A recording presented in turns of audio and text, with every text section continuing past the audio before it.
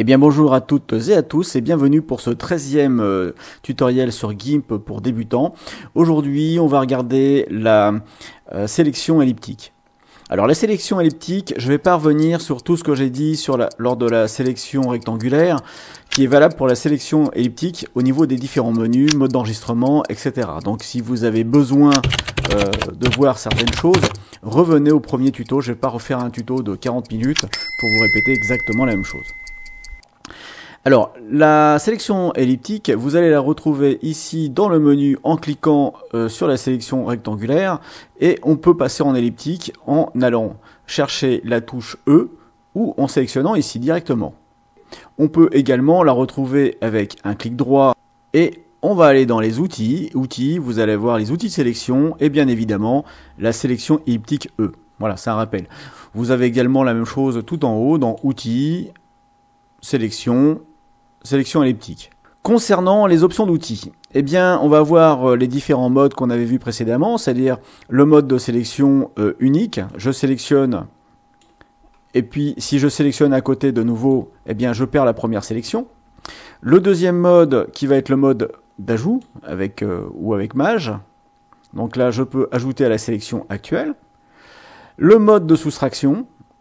Donc on va soustraire à la sélection actuelle. Donc ici, si je prends les deux, je sélectionne, je peux couper ici ces sélections. Et finalement, le mode d'intersection, c'est-à-dire je vais interagir avec la sélection qui existe actuellement. Et donc ça nous donne une nouvelle forme. Donc pour là, rien de nouveau. Hein. Donc souvenez-vous, les raccourcis clavier étaient majuscule, contrôle et majuscule contrôle. Donc si je sélectionne tout simplement un cercle ici, j'ai pas vraiment besoin, voilà, je fais un cercle et j'y vais au petit bonheur la chance. Je peux réduire en appuyant sur les poignées verticales ou horizontales. Et évidemment, je peux aussi jouer sur la forme en cliquant sur les angles. Si je veux valider, je clique une fois. Si je veux reprendre, je reclique à l'intérieur et je peux de nouveau modifier ma sélection. Cette sélection présente aussi l'avantage de pouvoir lui appliquer un lissage ou non, contrairement à la sélection rectangulaire. Ici, si on s'approche suffisamment, le lissage évite un crénelage. Alors, je vais faire une sélection toute mignonne, toute petite. Voilà. Et vous voyez ici, ça nous fait un carré. Donc si j'enlève le lissage, ça sera pareil. Si je coche lissage, eh bien, je vais ajouter une sélection qu'on puisse voir à côté. Donc je prends ici une sélection, et celle-là avec lissage. Et au final, on voit pas grand-chose. Je dirais que, bon, pour moi, la fonction de lissage est quasi inopérante. Alors, il y a une autre fonction qui est intéressante là-dedans. Donc, j'ai cliqué dans le vide en mettant bien sur l'icône ici, remplace toutes les sélections pour annuler la sélection. Ou alors, je vais dans sélection, aucune, majuscule, CTRL A. Je vais prendre ici une règle d'un côté, une règle de l'autre, et marquer un centre sur ma feuille. Peu importe, un petit peu au petit bonheur. Je peux maintenant, avec ma sélection elliptique, cliquer ici et étendre. Donc là, je vais faire une sélection elliptique qui va partir du coin. Alors, si j'appuie sur la touche maj, je vais avoir une homothétie hauteur-largeur. En langage clair, je fais un cercle. Donc ici, je fais un cercle. Parfait, avec cet arrangement. Maintenant, je clique de nouveau à côté. Si j'appuie sur la touche CTRL, donc je clique d'abord au centre, et j'appuie CTRL. Et là, CTRL, c'est étendre depuis le centre. Regardez la boîte à outils, j'appuie sur CTRL, étendre depuis le centre se coche automatiquement. Et maintenant, si j'appuie sur la touche maj, donc là, ici, c'est depuis le centre, et j'appuie sur la touche majuscule en maintenant CTRL enfoncé, eh bien, vous avez fixé qui est coché dans la boîte à outils et dont les proportions sont 1-1, donc le ratio homothétie. Qu'est-ce que ça veut dire? Ça veut dire que je peux tracer un cercle dont le centre est marqué sur ma feuille et le sélectionner. Alors c'est intéressant puisque avec cette fonction, on peut facilement tracer des cercles. Pour cela, c'est très simple. Je vais dans Édition et tracer la sélection, tout simplement. Voilà, je mets une couleur pleine, pas de motif. Je vais mettre du 5.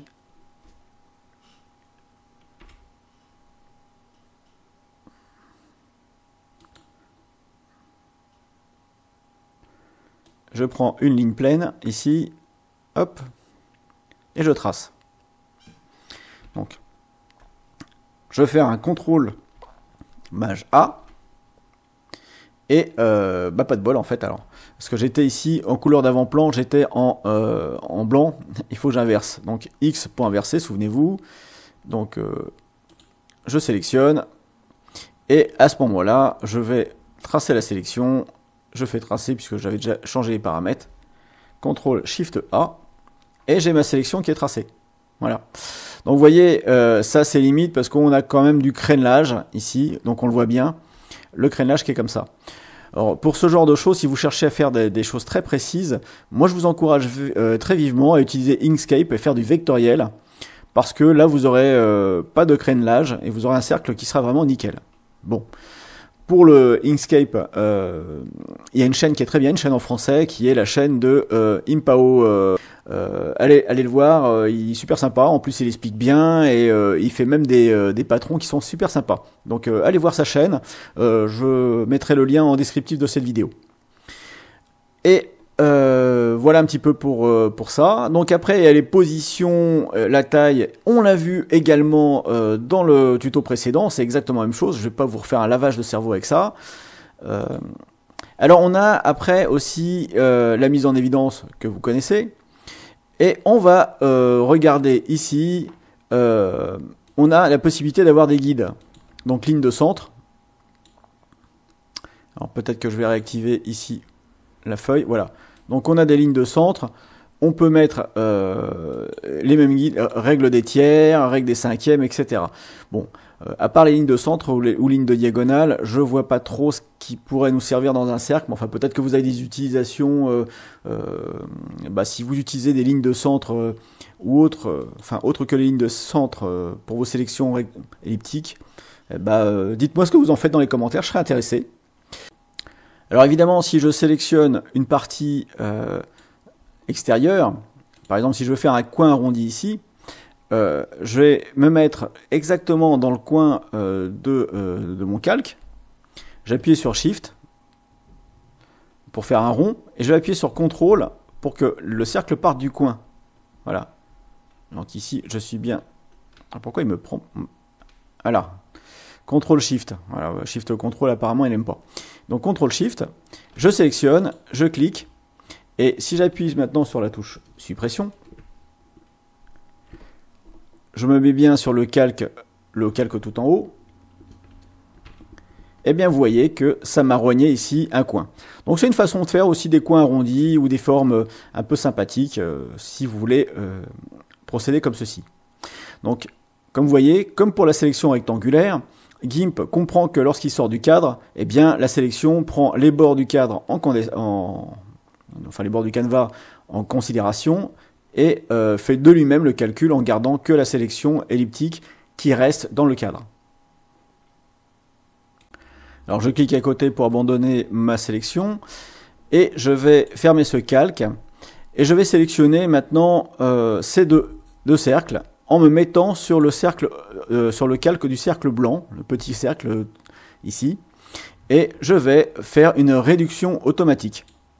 Donc la réduction automatique, comme c'est une sélection elliptique, eh bien, elle va coller, elle va matcher avec le cercle. Vous voyez, ici, c'est une façon de récupérer une sélection elliptique.